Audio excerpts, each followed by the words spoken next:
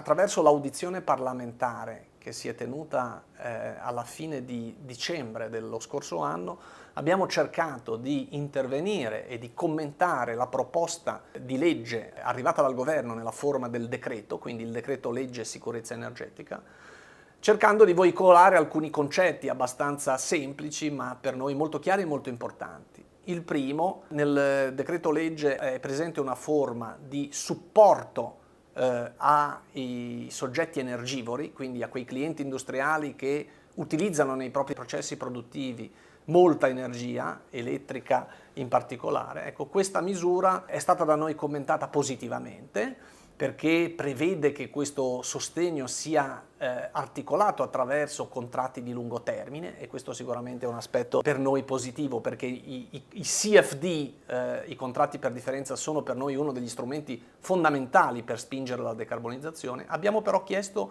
che questi contratti, che in una prima fase sono offerti dal GSE ai clienti energivori, avvengano a prezzi di cessione dell'energia elettrica commisurati ai valori di mercato, ai valori effettivi delle tecnologie installande. Quali sono le tecnologie installande? Fotovoltaico ed eolico, le fonti rinnovabili. Quindi vogliamo evitare che questi contratti finiscano per essere dei contratti a prezzo calmierato, perché questo prezzo calmierato finirebbe per essere una competizione unfair, quindi scorretta, nei confronti degli operatori industriali che invece operano naturalmente a valori di mercato.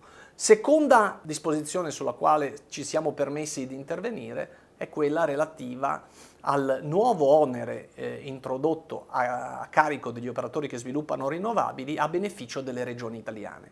La disposizione di per sé non è in principio negativa, ma deve essere collegata a due temi fondamentali. Il primo, il nuovo decreto ministeriale di sviluppo delle fonti rinnovabili, il DMFRX, quindi il decreto che disciplinerà le aste governative per l'approvvigionamento di energia rinnovabile tra il 2024 e il 2028. È molto importante che nei valori, nelle basi d'asta di questo decreto, questo extra onere che è introdotto da questo decreto legge sia computato, perché è importante quindi che nel costo effettivo dello sviluppo industriale e del progetto industriale sviluppato dall'operatore rinnovabile sia computato anche questo extra onere.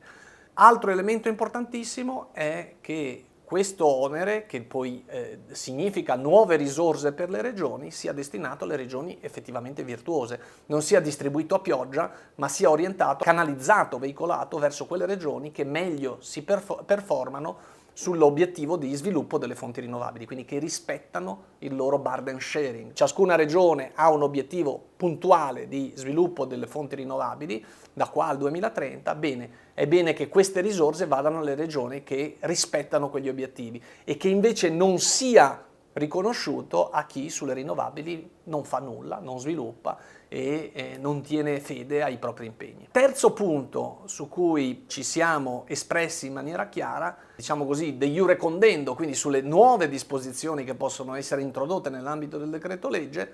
Ecco, una importante è quella che permette il superamento delle penalizzazioni ai repowering, perché ancora oggi i repowering in Italia hanno delle penalizzazioni tariffarie che non hanno nel resto dei paesi d'Europa, quindi è molto importante che si superi questa penalizzazione che dipende da una vecchia disciplina del 2013, il cosiddetto spalma incentivi volontario. E su questo speriamo quindi che i nostri parlamentari in fase emendativa vogliano intervenire correggendo questa stortura del sistema italiano. Un ultimo punto sul quale siamo intervenuti e abbiamo espresso la nostra opinione è quello del floating offshore, l'eolico galleggiante. Ecco, su questo siamo stati sollecitati anche da diversi investitori e analisti sul nostro interesse verso questa tecnologia. La nostra posizione è che questa è una tecnologia importante, interessante, ma con un orizzonte di medio termine, perché ha una natura infrastrutturale per la quale è necessaria, prima che l'investimento possa realizzarsi, di tutta un'attività di pianificazione e di programmazione che in Italia ancora non è stata fatta.